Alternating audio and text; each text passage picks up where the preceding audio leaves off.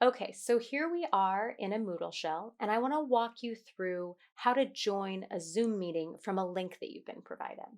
So here we are, I'm a student in my Moodle shell, and I can see my basic information here, my course syllabus, textbook, resource lists, other tips, and then I see week one. So I see what I need to do, the readings and discussions for week one, and also the assignments that are due.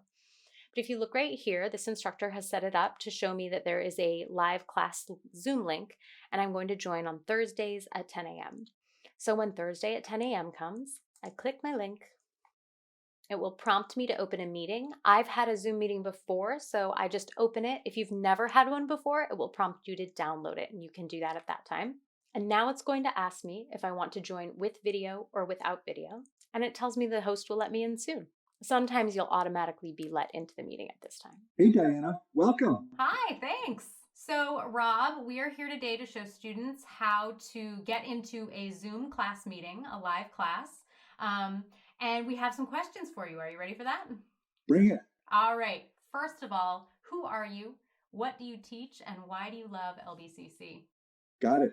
So my name is Rob Prive, and I am the journalism instructor here at Linn-Benton Community College. And in addition to this term teaching photojournalism and feature writing, I'm also advising the commuter newspaper. And that's going to be exciting this term because we're not printing it. And so we're going totally online. And then lastly, when I'm not doing journalism, I'm teaching one of LB's marketing classes. All right, so you're busy. What are the expectations that you have for your students in week one? What are you asking them to do and when? So for week one, the main thing for us is to conquer the logistics of Zoom. Just as students, this may be their first time on Zoom. This is my first time on Zoom too.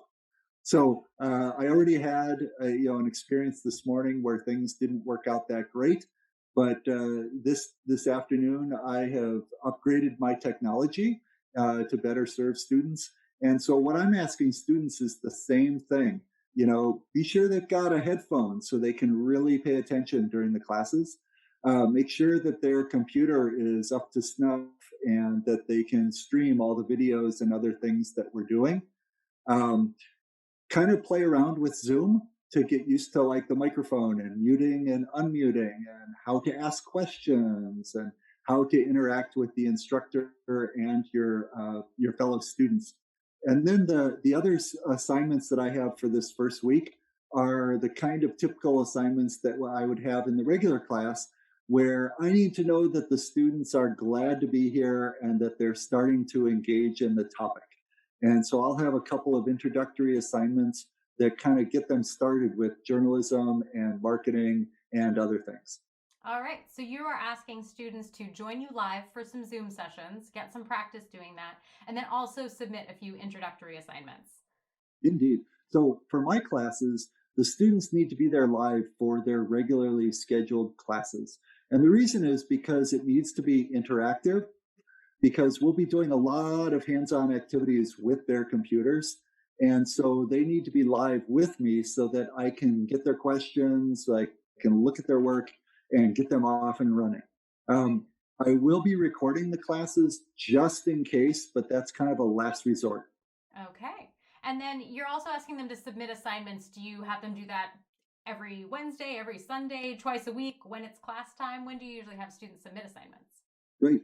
So typically, my assignments are due at the end of the day on Sunday night.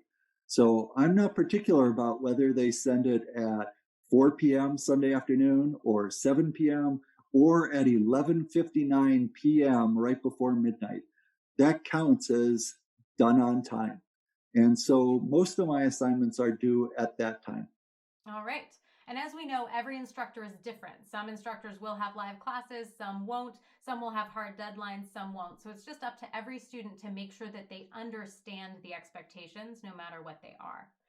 Indeed. I think a really good thing for them to be doing is keeping a Google Calendar with all their assignments and due dates. Mm-hmm. My next question was, what's one piece of advice you have for a student this term? All right. Well, thanks, Rob. that's all we needed. So we can go ahead and say class is over for the day.